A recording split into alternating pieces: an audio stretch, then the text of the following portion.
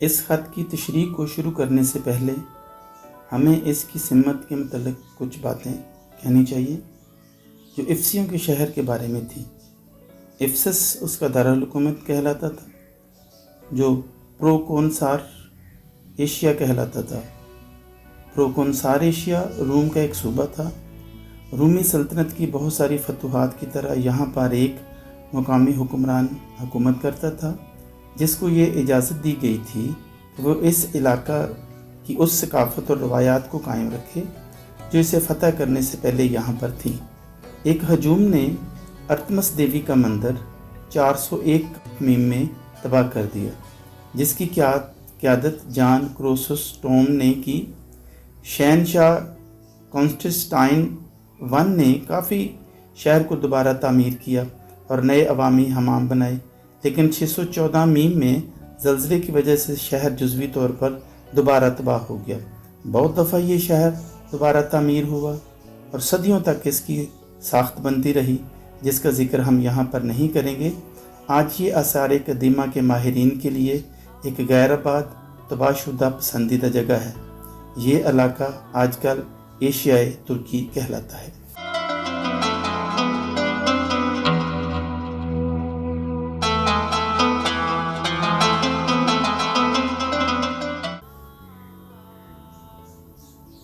افسس 7 کلیسیوں میں سے ایک ہے جن کا ذکر مکاشفہ کی کتاب میں کیا گیا ہے۔ یہ کلیسیائیں ایک دائرے میں منظم کی گئی ہیں جو جزیرہ نما اناطولیہ کہلاتا ہے۔ بعض اوقات اسے جزیرہ نما ایشیائی کوچک بھی کہا جاتا ہے۔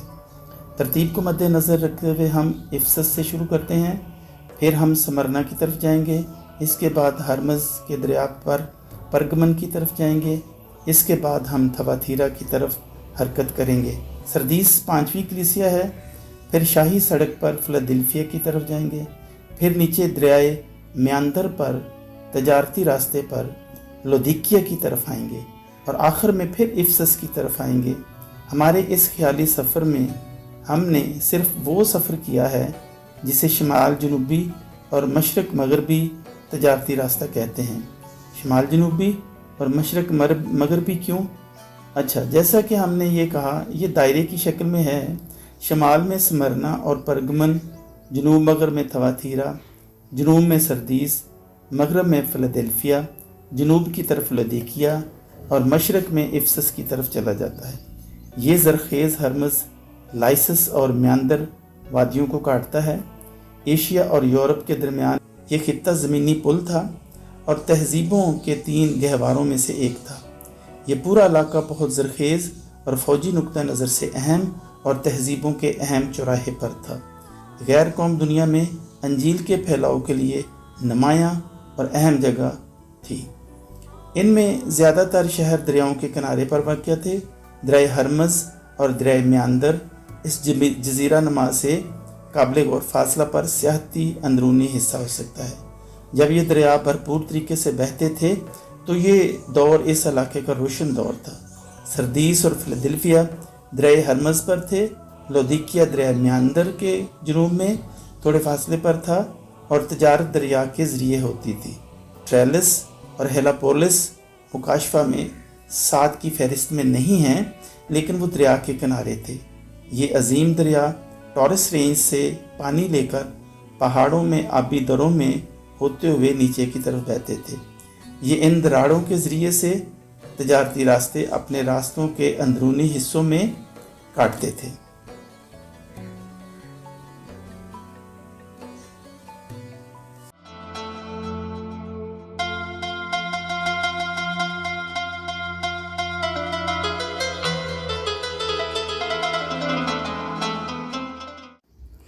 فارس کی شاہی سڑکیں۔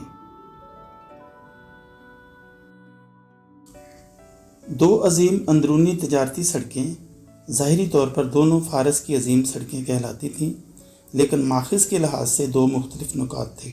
ایک شاخ سمرنا سے سردیس کے ساحل پر ہرمز کی وادی کی طرف آتی تھی، یہاں پر سڑکیں ملتی ہیں اور ٹورس رینج میں دراڑوں سے ہوتی ہوئی اندرونی حصے کی طرف چلی جاتی ہیں اور 2000 فٹ سے لے کر 5000 فٹ تک اونچائی تک جاتی ہیں۔ پھر اس کی شاخیں ہو جاتی ہیں۔ ایک سڑک ایشیا فروگیا پسدیا کے انطاکیہ اور فرات وادی میں سے ہوتی ہوئی اندرونی علاقوں کی طرف جاتی ہے۔ ایک اور سڑک افسس کی طرف سے دریائے میاندر تک لودیکیا کی طرف جاتی ہے۔ یہاں پر یہ دریا کو چھوڑ دیتی ہے اور پہاڑوں میں دراڑوں کے ذریعے پسدیا کی جھیلوں تک جاتی تھی۔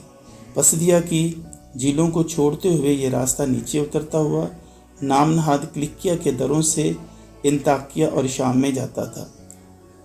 شمال جنوب مشرق مغرب کے دائرے سے پہاڑوں میں دراڑوں کے ذریعے سے اندر کے راستوں سے انجیل سفر کرتی ہوئی ایشیائی کوچے کے علاقوں کے اندر گئی۔ یہ وہ علاقے ہیں جن کو ہم مقدس پالوس کے سفر کی کہانیوں سے بہت اچھے طریقے سے جانتے ہیں۔ فروگیا، پسدیا، گلتیا، کپدکیا، اکنیم، لوکانیا، لوکیا، پمفیلیا، کلیکیا، بیتھنیا، پینتس اور اسی طرح کے اور۔ اس طرح ہم دیکھتے ہیں کہ دریا ایجبین اور جزیرہ نما اناتولیا ایشیا میں انجیل کے پھیلاؤ کے لیے ابتدائی جگہ ہے۔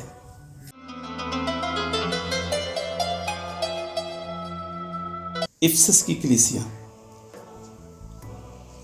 مکاشفہ کی کتاب میں دوسری 6 کلیسیاؤں کے سلسلے میں ہم موضوع سے ہٹ نہیں سکتے۔ جس خط کا ہم مطالعہ کر رہے ہیں وہ افسس کی کلیسیا کے لیے ہے۔ آج کل کے جغرافیائی نشانات کے مطابق افسس ایشیا یا ایشیائی کوچے کا بنیادی شہر تھا۔ یہ خوبصورت شہر تھا اور اس میں ارتمس دیوی کا مندر تھا جو دنیا کے 7 عجائبات میں سے ایک تھا۔ ڈیانا کا مندر شاید اس کی جدید شکل فینیشین گاڈ آف ایسٹوریت ہے، جبکہ میرے پاس اس کی تعریف کے لیے کچھ نہیں۔ تاہم تعمیر میں یہ ایک عجوبہ اور جاہ و جلال سے مزین ہے۔ اس کے بہت سارے تراشے ہوئے سنگ مرمر کے ستون تھے اور وہ بہت لمبا سفید چونے کا ایک انوکھا صحن اور راستہ تھا۔ یہ سفید سڑک سنگ سیاہ کی بنیاد سے چمکتی تھی اور بندرگاہ تک کئی میل تک پھیلی ہوئی تھی۔ پورے شہر میں بہت ساری عالی شان اور خوبصورت عمارتیں، مجسمے اور دوسری تعمیرات تھیں۔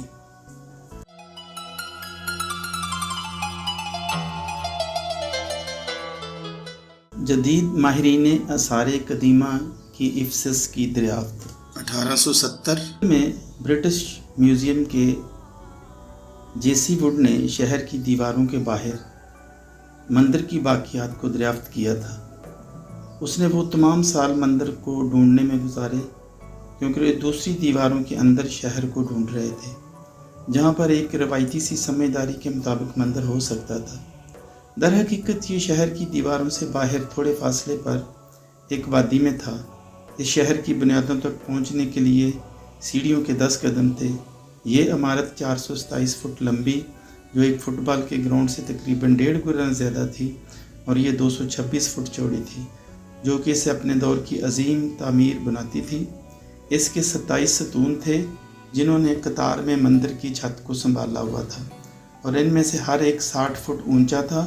یہاں پر اور بھی بہت سے انوکھے اور شاندار سنگ مرمر کے ستون تھے جس کا پہلے ہی سفید چونے کے صحن اور سڑک کے طور پر ذکر کیا گیا ہے جو کئی میل دور دریائے کیسڑ کے منہ تک جاتی تھی۔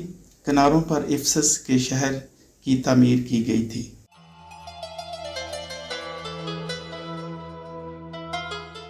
بت پرستی سے افسس کی نسبتیں۔ افسس علاقے کا مرکز تھا جو کہ بت پرستی کی اصطلاح کے لحاظ سے یونانی اور مشرقی تھا۔ اس علاقے کے بہت سے بت پرست مذاہب چاہے وہ مشرق ہے یا یونان سے ہیں وہ افسس سے آئے اور وہاں سے دوسرے علاقوں میں گئے۔ افسس جلد یا بدیر مذاہب کا مرکز بن گیا۔ مثال کے طور پر زمین کی ماں دیوی کے شروع کے اوقات میں روایات افسس سے پیدا ہوئیں۔ ایمیزون نے فرض کیا ہے کہ یہاں پر ایک شہر تھا جو کہ اصل افسس تھا جو عہد عتیق میں تھا تاکہ وہ وہاں پر اپنی ماں دیوی کی پوجا کر سکیں۔ اس قدیم شہر کے بہت سارے زبردست مذہبی نام رہے ہیں جن میں سمرنا، ٹریکیا اور ٹیگیا اور پرٹیلیا جو قدیم یونان میں پھلے پھولے اور آخر کار توجہ کو اور ایتھن کے شہزادے اینڈروکولس کی خواہش کو حاصل کر گئے۔ آخر کار لیجنڈ کے مطابق ایک روایت رکھتا ہے کہ اینڈروکولس ایمیزون کا نہیں افسس کا بانی تھا۔ وقت میں یونانیوں نے ایشیائی آبادی کو نکال دیا، یونانی ثقافت نے اپنے آپ کو منوا لیا، یونانی مذہب نے قبضہ جمانا شروع کر دیا اور ماں دیوی نے یونانی دیوی ارتمس میں بدل دیا۔ بس یہ افسس میں دیکھا گیا اور یہ تمام اسی سے نسبت رکھتے ہیں۔ دونوں یونانی اور مشرقی آمیزہ ہیں، جیسے ثقافت اور مذہب کی آمیزش۔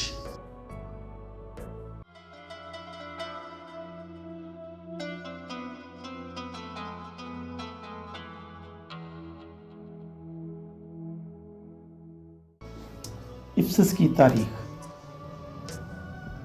زیادہ تر ایشیائی کوچک کے شہروں کی طرح افسس کی سچی تاریخ مبہم اور مشکل ہے، یہاں تک کہ مورخوں کے ذریعے سے کچھ نتائج پر اتفاق کیا گیا ہے۔ مختلف اوقات میں کرینز، لیلیگز، لونینز کے کنٹرول میں رہا۔ در حقیقت افسس نام نہاد آئیونیا انجمن 12 شہروں میں ایک تھا۔ 560 سال کافمیم میں افسس لودیا کے قبضے میں چلا گیا، لیکن 3 سال بعد 557 کافمیم میں اس کو فارس نے لے لیا۔ اس وجہ سے یونانیوں اور فارسیوں میں ایک جھگڑا شروع ہو گیا کہ کون افسس کا سچا مالک ہے۔ یہ جھگڑا بہت سال رہا، جب تک کہ اسکندر اعظم نے یونانیوں سے جیت کر اس پر ہونے والے دلائل کو ختم نہ کر دیا۔ جب وہ مر گیا تو اس کے جانشین لیسیمخوس نے اس کا نام رکھ دیا۔ اطالوس تیسرا، جو آرسینو یا آرسینیونا فلاڈیلفس بھی کہلاتا ہے، کہ مرنے کے بعد پرگمن کا بادشاہ جو اس پر قابض تھا، اس نے اسے رضاکارانہ طور پر جمہوریہ روم کو واپس کر دیا۔ اس کے تھوڑے عرصے کے بعد 190 کافمیم میں آسیا کا رومی صوبہ بنایا گیا اور افسس کو اس کا حصہ بنا دیا گیا۔ پرگمن اور افسس کے درمیان رقابت جلد ہی آ گئی کہ صوبے کا سب سے اہم شہر کون سا ہے۔ پرگمن کی وقت کو کم نہیں کیا جانا چاہیے، خاص طور پر رومیوں کی نظر میں۔ سب سے بڑی وجہ یہ تھی کہ پرگمن صوبہ میں رومی مذہب کا مرکز تھا، لیکن پرگمن افسس کے حربی مقام کی تجارتی اہمیت کی برابری کو کم نہ کر سکا۔ مزید برآں افسس ارتمس کے مندر کا گھر تھا۔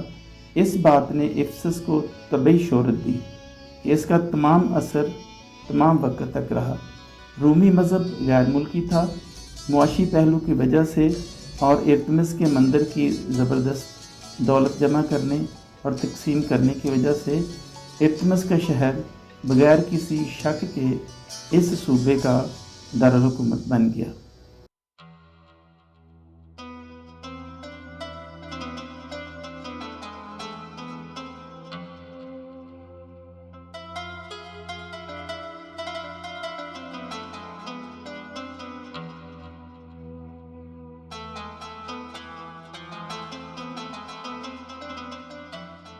ارتمس کے مندر کی عظیم اہمیت۔ مزید برآں پوجا کرنے والے اور خزانے کو محفوظ کرنے کی غرض سے ارتمس کا مندر ایک عظیم شاہکار تھا۔ بہترین اور قیمتی آرٹ وہاں پر محفوظ کرنے کے لیے لایا جاتا تھا۔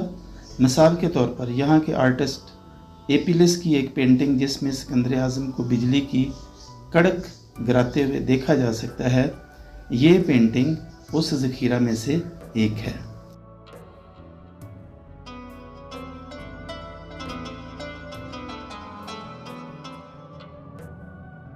پناہ گزینوں کا شہر۔ افسس پناہ گزینوں کا شہر بھی تھا، دفتری لحاظ سے نہیں بلکہ حقیقت میں ہر قسم کے مجرموں کے لیے۔ کوئی بھی شخص کسی بھی جرم میں گرفتار نہیں ہوتا تھا، وہ ایک ہی بار تیر سے دیوار میں چھید دیا جاتا تھا۔ اس لیے شہر کی دیوار کے باہر ہر قسم کے قاتل، چور اور مجرم رہتے تھے۔ ایک عجیب روایت اس حقیقت کی وجہ سے ظاہر ہوئی کہ افسس مذہب کا شہر تھا اور ارتمس اس کے لیے تحفظ مہیا کرتی تھی جو اس کے زیر اثر آ جاتے تھے۔ یہ بات افسس میں ایک مضبوطی بخشتی تھی۔ افسس کی طرف سے یہ مقرر کیا گیا تھا کہ شہر کی دیواریں تیر چلانے کی جگہ کے اندر ہونی چاہیے۔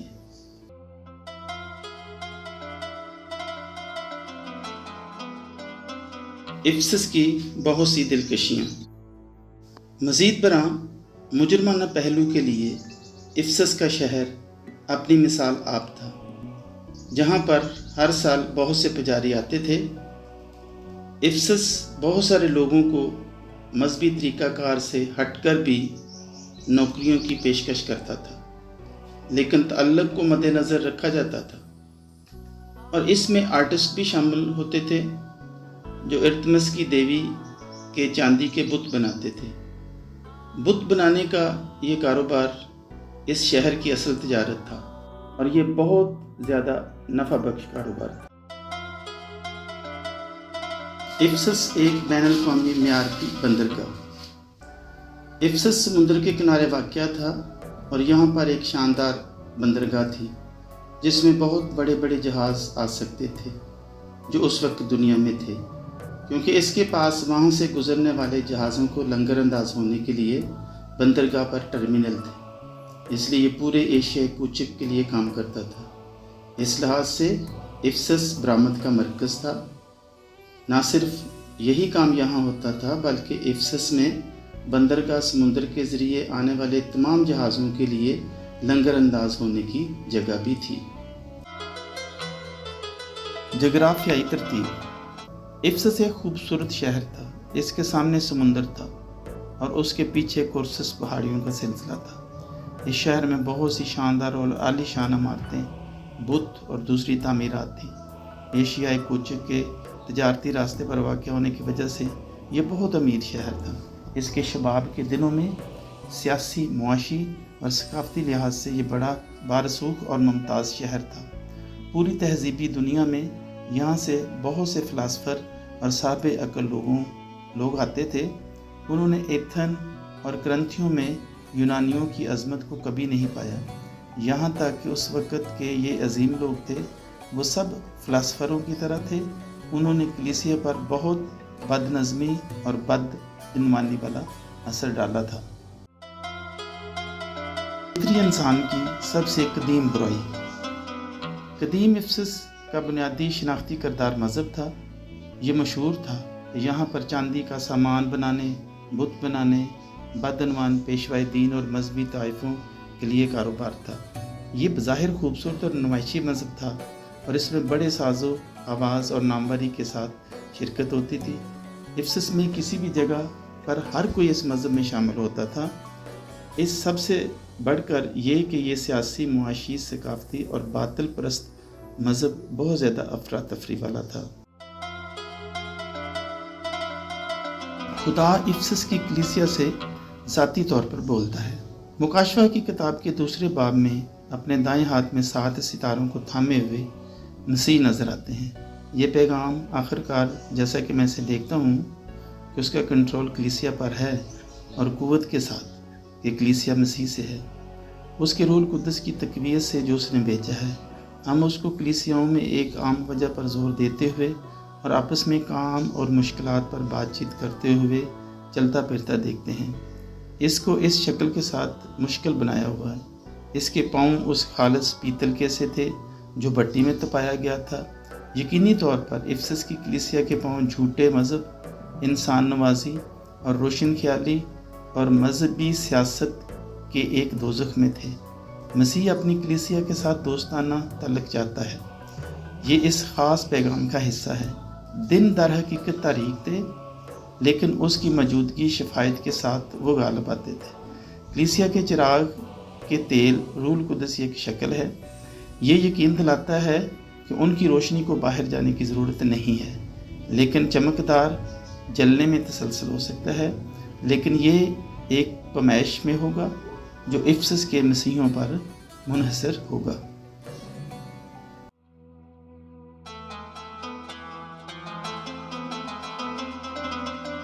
سب سے زیادہ مؤثر کلیسیا۔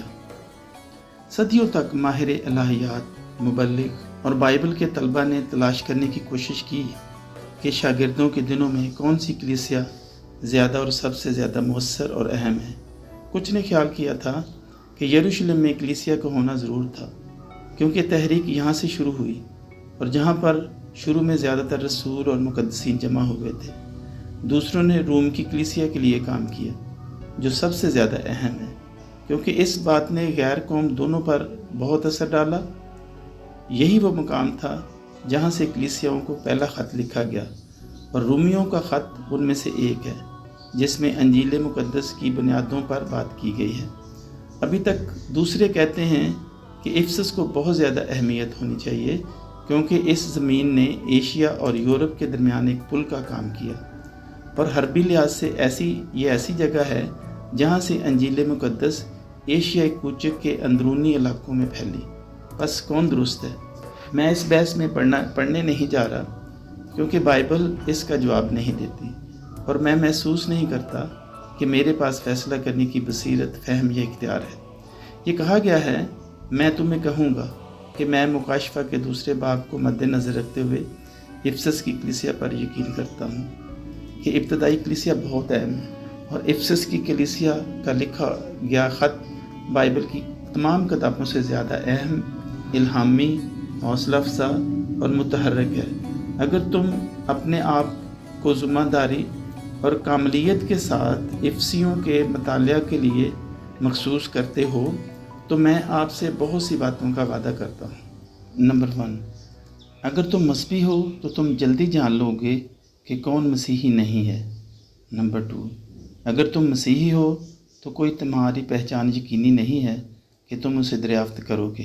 नंबर 3, अगर तुम इस मुतालिया को शुरू से लेकर आखिर तक ताबेदारी से करते हो तो ये तुम्हारी ज़िंदगी को तब्दील कर देगा, चाहे आप उस पर अच्छा या बुरा एहसार करते हो कि आप यहाँ मौजूद मालूमात के साथ क्या करते हो। ये तारफ़ जो पेश किया गया है, हम मुक़द्दस पालूस जो कि पूरी मसीही तारीख़ में इफिसियों के रसूल के तौर पर जाने जाते हैं, कि इस शानदार और बुलंदो बाला तहरीर को अपने मुतालिया में शामिल करेंगे। ये किताब इफिसियों की तफसीर फ़ज़ल और जलाल का पहला चैप्टर था। अगर आप इसमें कमेंट्स देते हैं कि इसके बाकी चैप्टर्स को भी शामिल किया जाए, तो यकीनन एक सीरीज़ के तौर पर हम इसको शामिल करते हुए ये पूरी बुक किसी तरह से बनाएंगे। लेकिन ये सब कुछ आपकी पसंदीदगी पर है कि आप कमेंट्स दें ताकि हम इसको जारी करें। Thank you. और इसके साथ ही हमारी वीडियो भी ख़त्म होती है। मैं उम्मीद करता हूँ कि आपने बहुत कुछ सीखा होगा। अगर सीखा है तो ज़रूर इसको दूसरों तक पहुँचाएँ, दूसरों को दावत दें कि वो इस चैनल को सब्सक्राइब करें ताकि उन तक ये सब कुछ पहुँचता रहे। Thank you. खुदा हाफिज़।